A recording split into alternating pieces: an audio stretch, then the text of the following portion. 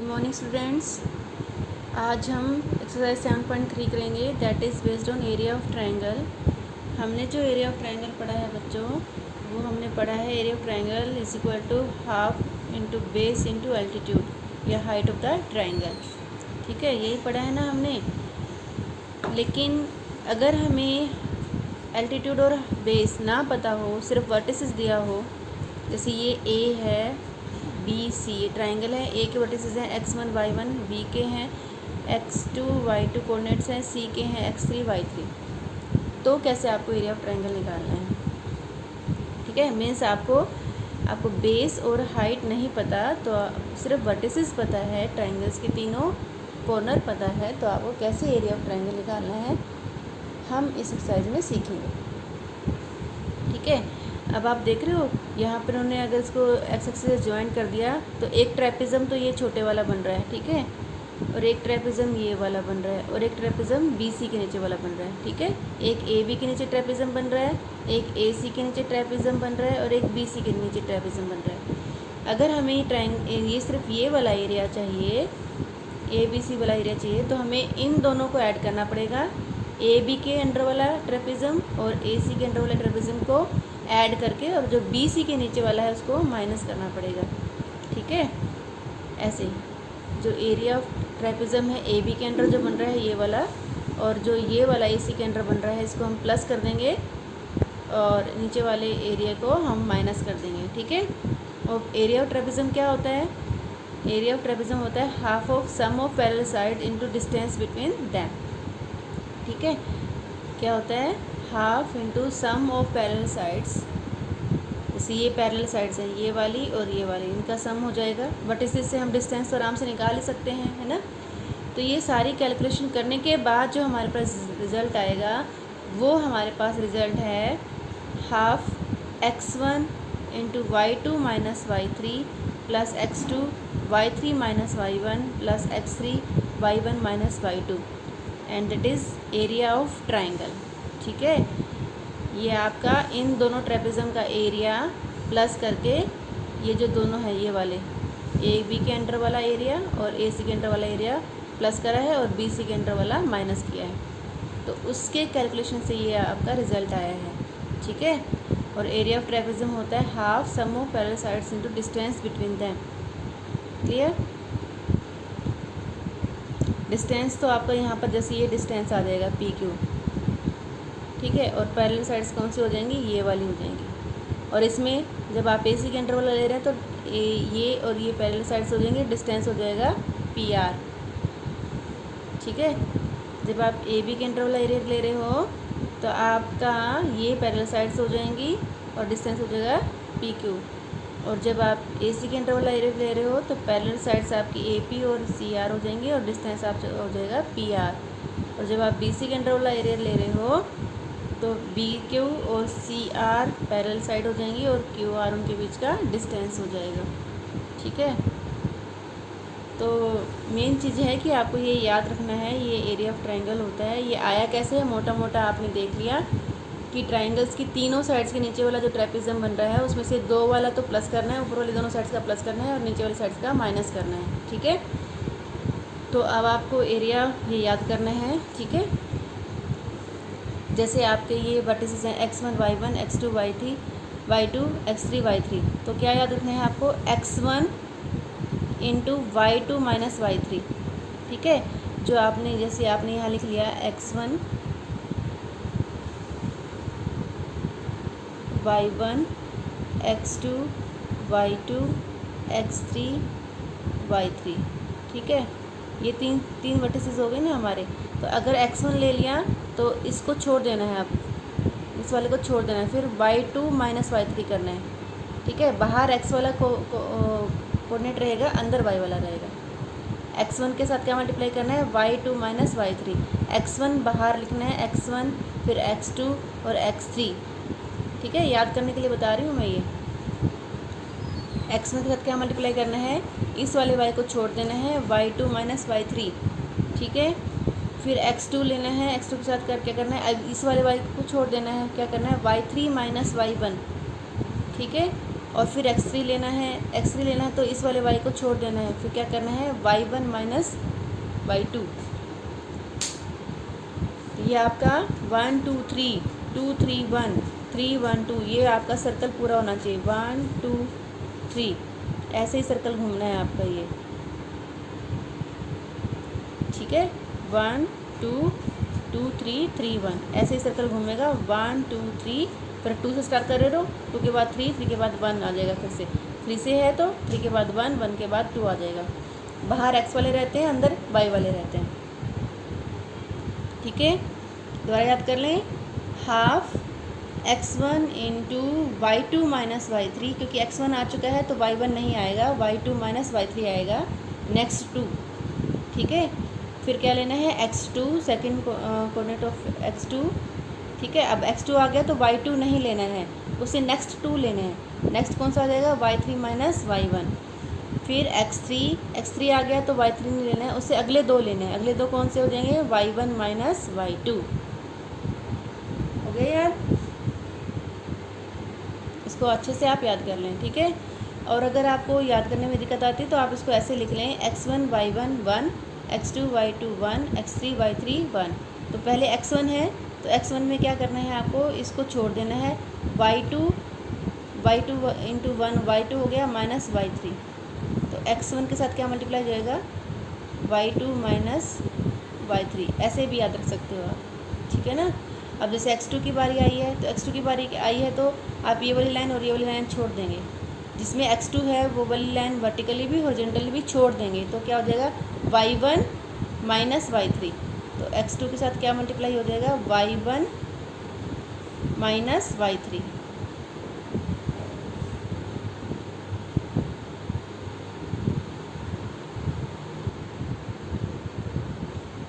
यहाँ पर आपका एक प्लस माइनस प्लस, ये प्लस रहेगा, ये माइनस रहेगी टर्म और ये प्लस रहेगी, तो इस माइनस से ये आपका हो जाएगा x2 y3 माइनस y1, ठीक है।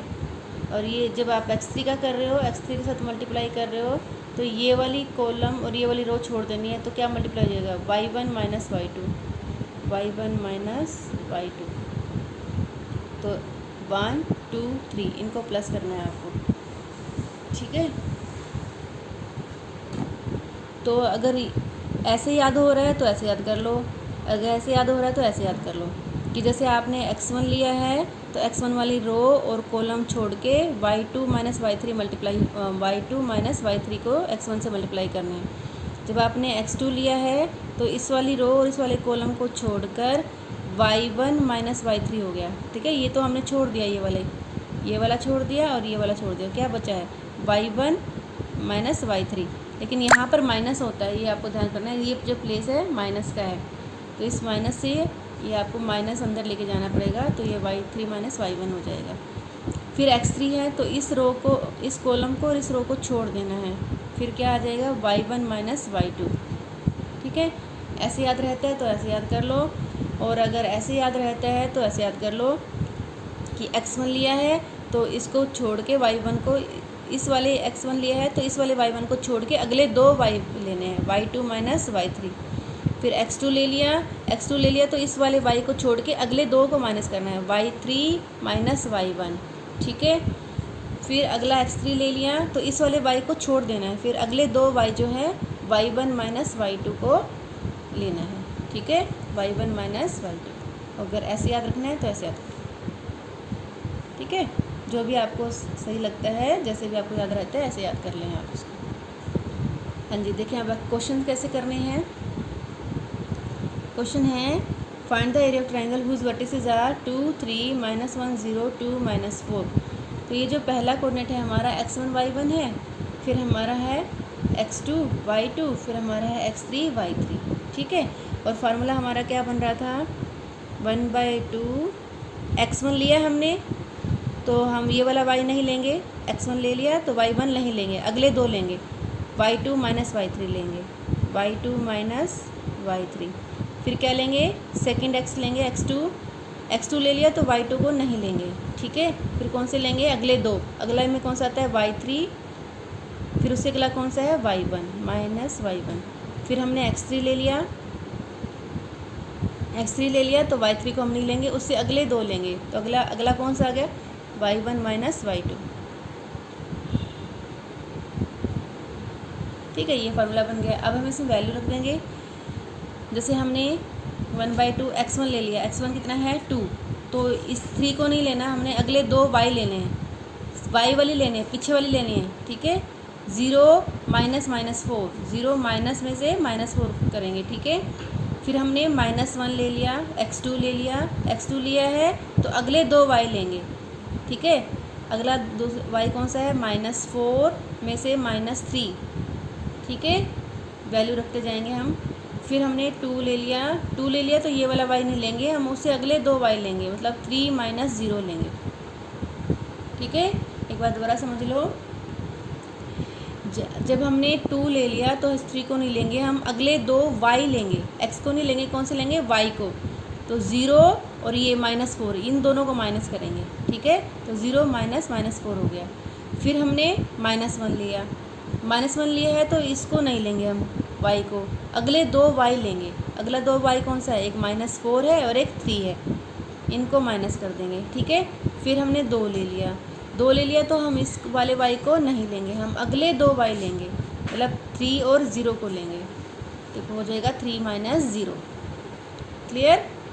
तो अब तो क्या है, बस कुछ नहीं है, कैलकुलेशन करनी है, प्लस माइनस करना है।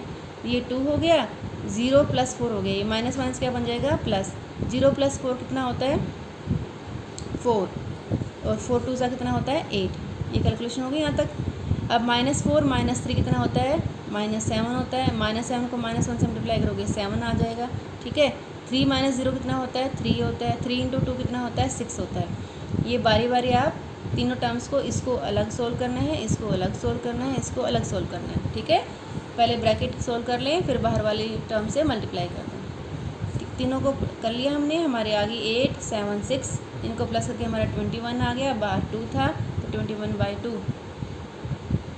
ये आपका आंसर आ गया। स्क्वायर यूनिट्स, मतलब जो भी आपकी यूनिट्स हैं, क्योंकि एरिया स्क्वायर यूनिट्स में होता है, हमें यूनिट्स नहीं पता है तो हम लिख देंगे स्क्वायर यूनिट्स। क्लियर। अब सेकंड क्वेश्चन देखें आप।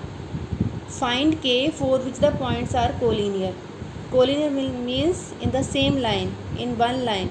ये हमने पहले भी डिस्कस किया था 7.1 में, इन वन लाइन। अगर पॉइंट एक ही लाइन में है, जैसे यहाँ पर है ABC एक ही लाइन में है, तो उनका एरिया तो बन ही नहीं सकता, ट्रायंगल का एरिया तो बन ही नहीं सकता, क्योंकि ट्रायंगल के लिए तो आपको कम से कम एक पॉइंट अलग चाहिए। ठीक है, मान लो AB कोलिनियर है तो C आपका अलग चला गया। ठीक है, जब तक वो अलग नहीं जाएगा लाइन से, तब तक आपका ट्रायंगल नहीं बनेगा। ठीक है, और ट्रायंगल का एरिया क्या हो जाएगा, इसमें 0 हो जाएगा। When the points are collinear, then the area of triangle is 0। ठीक है, कोलिनियर मीन्स एक लाइन पे मीन्स ट्रायंगल नहीं बन रही, तो उसका एरिया क्या हो जाएगा, 0। ठीक है, तो इसमें हमें गिवन है, क्योंकि पॉइंट्स कोलिनियर है, इसका मतलब हमें गिवन है कि एरिया ऑफ ट्रायंगल जो है वो क्या है, 0 है। ठीक है, ये आपको गिवन है, इसको यूज़ करना है और वैल्यू ऑफ के निकालनी है आपको, क्योंकि इसमें एक अननोन है, तीनों वर्टिसेस में एक पॉइंट अननोन है आपको। तो इन तीनों पॉइंट्स में हम एरिया ऑफ ट्रायंगल लगाएंगे। एरिया ऑफ ट्रायंगल सेम है, 1/2 x1 × y2 - y3 x2 y3 - y1 plus x3 y1 - y2। Same हम सारी वैल्यू रिप्लेस कर देंगे। जब हम यहाँ 7 ले रहे हैं, x ले रहे हैं, तो हम 2 को छोड़ के अगले दो y लेंगे, 1 - k। ठीक है, फिर अगले हमने 5 ले लिया, नेक्स्ट x ले लिया, तो हम इसको छोड़ देंगे पूरे को, हम अगले y लेंगे, k और -2। ठीक है, k और -2 को माइनस करेंगे, तो k और -2 को हमने माइनस कर दिया। फिर हमने नेक्स्ट x ले लिया 3, तो हम इसको छोड़ देंगे पूरे को, अगले दो y लेंगे हम, -2 और 1 को लेंगे, -2 को और 1 को माइनस कर देंगे। ठीक है, जब आप x लिख लेते हो, जैसे पहले आपने x लिख लिया तो आप इसको छुपा दें, फिर अगले दो y ले लें। आप 5 और 3 को नहीं देखेंगे, क्योंकि 5 और 3 तो आपको आगे लिखने हैं। क्या लेंगे हम, y लेंगे, 1 - k, इस तरह से लेंगे हम। ठीक है, अब क्या है, सिंपल कैलकुलेशन है, यहाँ मल्टीप्लाई हो जाएगा, 7 × 1 = 7, 7 × k - 7k अब आपका ये माइनस माइनस प्लस हो जाएगा, 5 2 10 और 5 इंटू के 5 के, 3 इंटू -2 -6, 3 इंटू -1 -3। अब -7 के और 5 के हो जाएगा आपका, क्योंकि -7 और +5 है तो -2 के हो जाएगा आपका। ठीक है, ये 10 + 7 17, -6 -3 -9, 7 - 9 8। सिंपल कैलकुलेशन है, आगे आप आराम से कर सकते हो। ये जब आप इसको सोल्व करोगे तो ये 1/2 है, ये उधर 0 में जाके मल्टीप्लाई हो जाएगा और 0 बन जाएगा। ठीक है, क्रॉस मल्टीप्लाई से 0 आपको इंटू 2 0 हो जाएगा ना ये। ठीक है, और अब आपका 2k = 8 आ गया और k आपका 4 आ गया। ठीक है, तो k = 4 हो गया। हाँ जी, एक और क्वेश्चन देख लेते हैं हम। क्वेश्चन नंबर 3,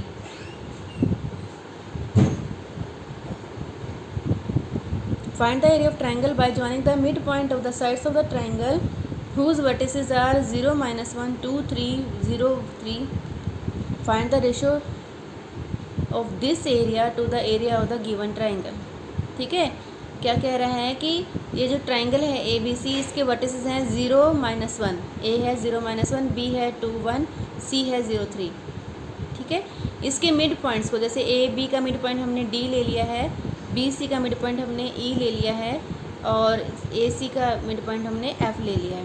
इसके मिड पॉइंट को जोड़ने से जो ट्राइंगल बन रही है उसका एरिया निकालना है। मीन्स हमें एरिया ऑफ ट्राइंगल DEF निकालना है। और इस एरिया ट्राइंगल का और ये जो बड़ी ट्राइंगल है ABC, उन दोनों एरिया का हमें क्या निकालना है? रेशो। क्या निकालनी है? रेशो निकालनी है। तो सबसे पहले तो हमें ये पॉइंट नहीं पता, क्योंकि हमें ये फार्मूला लगाने के लिए वर्टिसेस पता होना चाहिए। तो सबसे पहले हम DEF निकालेंगे। अब क्योंकि ये मिड पॉइंट है, मिड पॉइंट में से आपका यहाँ पर 1:1 रेशो बन रही है।